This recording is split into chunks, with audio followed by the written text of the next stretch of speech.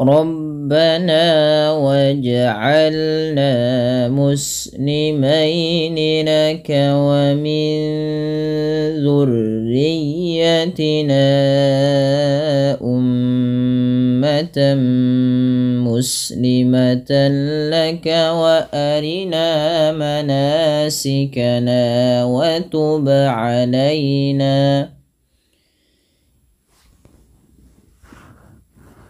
إنك أنت التواب الرحيم. Baik, teman-teman, kita perhatikan pada lafal Rabbana waj'alna. Pada lafal Rabbana di sini lafalna ada bacaan mad tabi'i. Mad tabi'i juga dikenal dengan mad asli. Mad tabi'i merupakan mad yang terjadi apabila adanya huruf berharokat fathah bertemu dengan alif. Kemudian kondisi yang kedua adanya huruf berharokat kasrah bertemu dengan huruf ya sukun. Dan kondisi ketiga apabila dhammah bertemu, huruf berharokat dhammah bertemu dengan waw sukun. Maka apabila ada tiga kondisi ini, maka ya kita namakan dengan bacaan mad tabi'i dan dipanjangkan dua harokat. Kemudian hati-hati dalam membaca mad tabi'i, banyak terjadi kesalahan dalam membaca mad tabi'i. Di antara salah satu kesalahannya adalah ia memanjangkan kadarnya lebih daripada dua harokat. Misalkan Rabbana waj'alna muslimaini, ini lebih dari dua harokat cukup. Bagaimana kadar dua harokat? Kadar dua harokat hanya menaikkan suaranya sedikit saja. Rabbana waj'alna, seperti itu.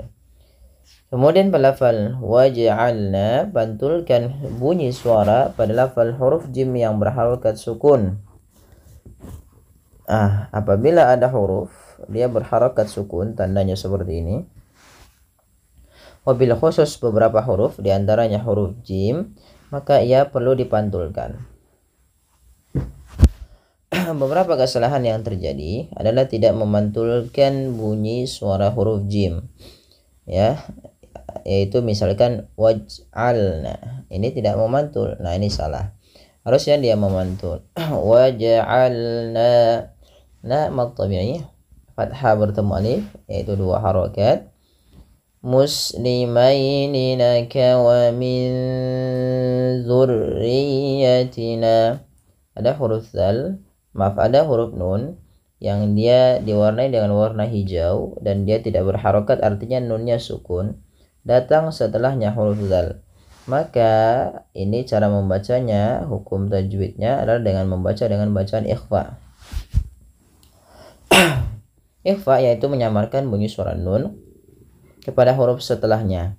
Dan dia cara membaca izhar, kata para ulama, membaca di antara izhar dan idgham. Kalau izhar itu jelas, kalau idgham itu memasukkan, maka ikhfa di antara keduanya. Itu masukkan ke zal, ya, nunnya masukkan tapi disamarkan ke zal. Wa min dzu, seakan-akan langsung melafalkan daripada huruf zalnya, sembari ditahan. Wa min dzurriyyatina, ya, dzurriyyatina, hati-hati jangan dibaca zu, ya, tapi dia huruf zal kecil. Kemudian tekan pada lafal huruf ya, jangan hanya sekedar dzurriyyatina gitu ya, tapi jangan dzurriyyatina, tapi tekan ya-nya dzurriyyatina, dan dia ya itu huruf lin yang dimana ditekannya dengan lembut. Kemudian panjangkan lafal na ummatan muslimah. Kenapa dipanjangkan di sini? Karena dia ada tanda yang seperti ini dan ia adanya mad tabi'i bertemu dengan hamzah. Maka apabila ada mad tabi'i bertemu dengan hamzah, maka panjangnya sepanjang 4 atau 5 harokat. Nah, dan di sini kita hukumi dengan bacaan mad jaiz munfasil.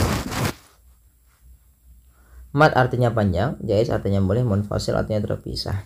Nah, kita ambil dari kata yang terpisah di sini, yang dimaksudkan apabila ada mad tabi'i seperti ini. Nah, kemudian ada hamzah, hamzahnya terpisah bukan pada satu kata, jadi lain kata. Maka Kita lihat di sini hamzahnya di lain kata, maka panjangnya tetap 4 atau 5 harokat, tapi posisi hamzahnya saja yang dilihat. Nah, maka panjangkan dulu nanya sepanjang 4 atau 5 harokat baru dilepaskan. Kemudian ummatan muslimah. Lafal umma di sini mimnya berharokat tasydid dan berwarna hijau. Artinya ia bacaan gunnah dan perlu ditahan dalam pelafalannya. Ya, tidak langsung dilepas, ummatan muslimatan. Dan ini kita kenal dengan bacaan gunnah. Ummatan, kemudian tanwin ketemu dengan mim. Apabila ada tanwin bertemu dengan mim, maka tanwinnya dimasukkan ke huruf mim, tidak lagi terdengar bunyi ummatan muslimah, tapi diganti dengan huruf mim, dan ini kita kenal dengan bacaan idgham bi gunnah. Maka ummatan muslimatan lak. Kemudian ada tanwin bertemu lam, ini juga idgham, tapi dia kita kenal dengan idgham bila gunnah, tidak disertai dengan penahanan sebagaimana idgham bi gunnah. Kemudian wa arina manasikana wa tub alaina. 3 na ini, na, mana, skana, ini tiga-tiganya mad tabi'i, fathah bertemu alif. Kemudian wa tub alaina, ba qalqalah, wajib memantul, tidak hanya sekadar wa tub alaina.